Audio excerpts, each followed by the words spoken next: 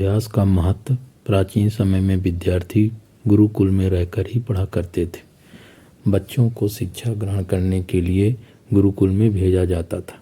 बच्चे गुरुकुल में गुरु के सानिध्य में आश्रम के देखभाल किया करते थे और अध्ययन भी किया करते थे। वरदराज को भी सभी की तरह गुरुकुल भेज दिया गया।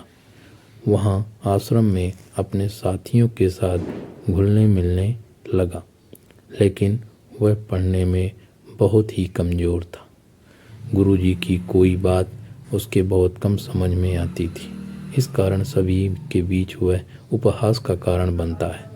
उसके सारे साथी अगली कक्षा में चले गए, लेकिन वो आगे नहीं बढ़ पाया। गुरुजी ने भी आखिर हार मानकर उसे बोला, बेटा वरदराज, मैंने सारे प्रयास करके देख लिए हैं। अब यही उचित होगा कि तुम यहाँ अपना समय बर्बाद मत करो। अपने घर चले जाओ और घर वालों की काम में मदद करो। वरदराज ने भी सोचा कि शायद विद्या मेरी किस्मत में नहीं है और भारी मन से गुरुकुल से घर के लिए निकल गया। दोपहर का समय था। उसने रास्ते में उसे प्यास लगने लगी। इधर उधर देखने पर उसने पाया कि थोड़ी दूर पर ही कुछ महिलाएं कुएं से पानी भर रही थीं। वह कुएं के पास गया। वहाँ पत्थरों पर रस्सी के आने जाने से निशान बने हुए थे। तो उसने महिलाओं से पूछा, ये निशान आपने कैसे बनाए? तो एक महिला ने जवाब दिया, बेटे, ये निशान हमने नहीं बनाए। यह तो पानी खींचते समय कोमल रस्सी के बार बार आने जाने से ठोस पत्थर पर भी ऐसे निशान बन गए हैं। वरदराज सोच में पड़ गया।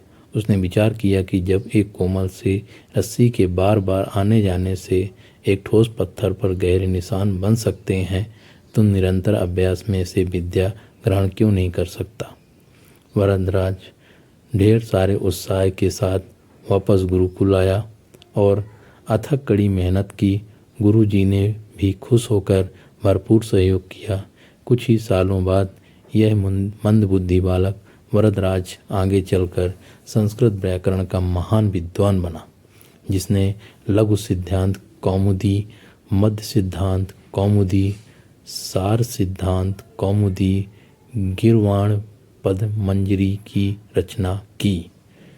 इसका सार ये होता है कि दोस्तों, अभ्यास की शक्ति का तो कहना ही क्या है। यह आपके हर सपने को पूरा करेगी। अभ्यास बहुत ज़रूरी है, चाहे वो खेल में हो या पढ़ाई में या किसी और चीज़ में।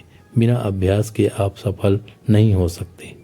अगर आप बिना अभ्यास के केवल किस्मत के भरोसे बैठे रहोगे तो आखिर में आपको पछतावे के सिवा और कुछ हाथ नहीं लगेगा।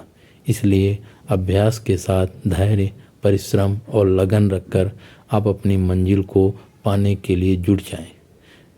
यदि अच्छी लगी हो कहानी, लाइक और सब्सक्राइब करें। थैंक यू, धन्यवाद।